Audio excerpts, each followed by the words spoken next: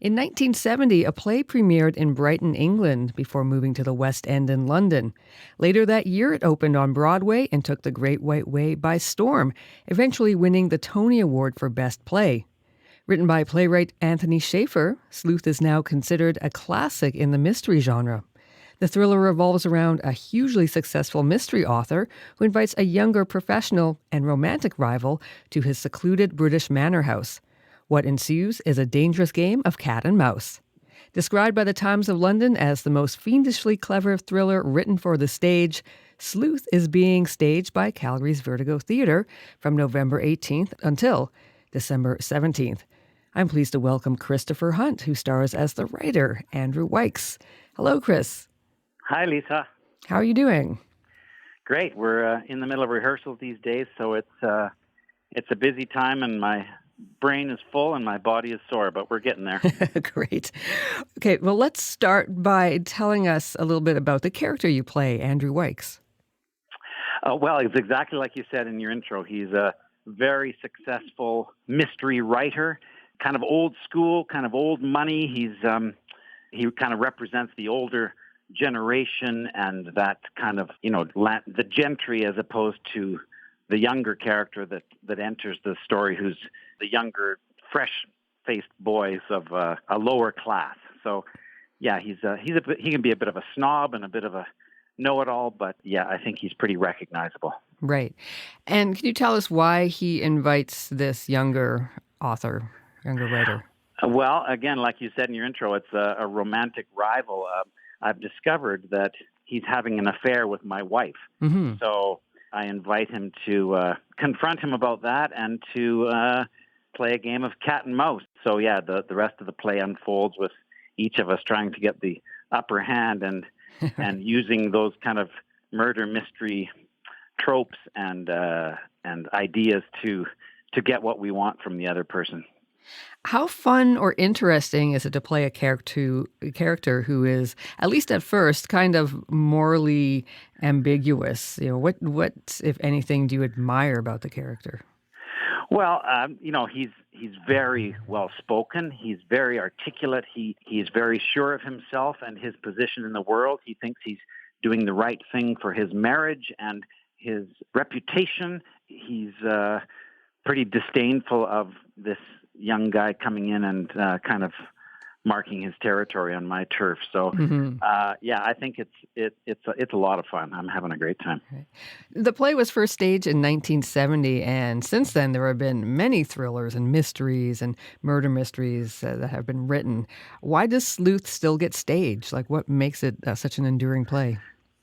Well, I think it's at its heart an incredibly well-written script. Anthony Shaffer was the twin brother of Peter Shaffer, another very famous writer who wrote Amadeus and Lettuce and Lovage and lots of amazing plays. So the two of them, I think, really sparked each other in terms of the genre that they were writing in at the time. And before they were successful playwrights, the two of them wrote 3 murder mystery novels under a name like a pen name that combined both of their first names. So I don't know. I just think they're so into the history of that genre and the references to Agatha Christie and all of the other great writers that most of us have never heard of, but these guys have, and this writer is on the pinnacle of that in terms of the material that he's still writing these days. Okay.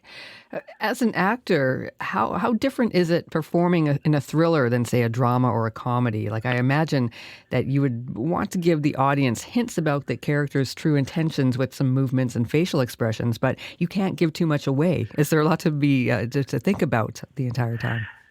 There really is, and Lisa, the Vertigo audience, they are they want to figure it out. Like if you come to a Vertigo show at intermission, they're just they've looked at the clues, they've noticed the facial expressions and the props and the lines that have been spoken. So you can't fool them. They're way ahead of us in that game. But like I say, the script is so good. I think hopefully we'll fool most of them or some of them. I mean, again, like you say, it's a popular story, so a lot of people might have seen one of the 2 different movie versions, or maybe even seen this script before done somewhere else. It's been around, but it's a classic for a very good reason.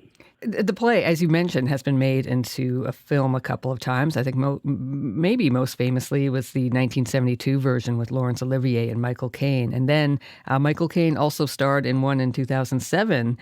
He ended up playing Andrew Wyke in that one with Jude Law as the younger writer.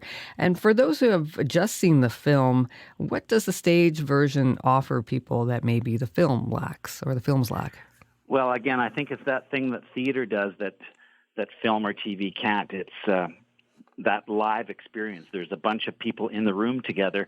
We're all listening to those plot points being dropped where, things can happen. A drink might get spilled or a prop might get dropped. Or, it's just that the magic of live theater.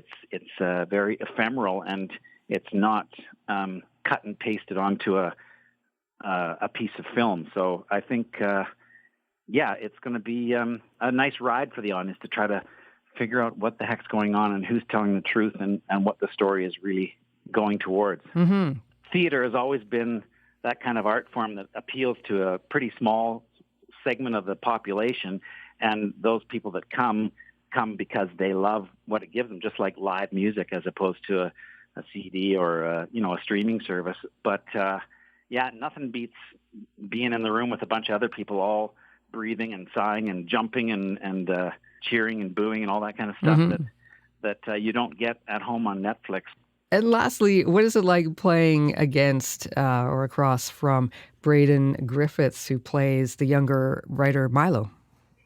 Well, it's kind of humbling in a way. I mean, I used to be the young guy in the room, and I was always, playing with the older actors and, making fun of them for not being able to remember their lines or whatever. And now I'm wearing those shoes, and I'm the old guy, and the young guy is wiping up the stage with me. So it's very humbling and very inspiring. But I'm sure thankful to be a part of it and to be on the team. Great. Well, this sounds like an excellent production of Sleuth. Thank you again, Christopher, for joining us today. Thanks, Lisa. Nice talking to you. You too. That was Christopher Hunt, who stars in a new production of the Tony Award-winning thriller Sleuth. The play opens at Vertigo Theatre in Calgary on November 18th. For more information or to get tickets, go to vertigotheatre.com.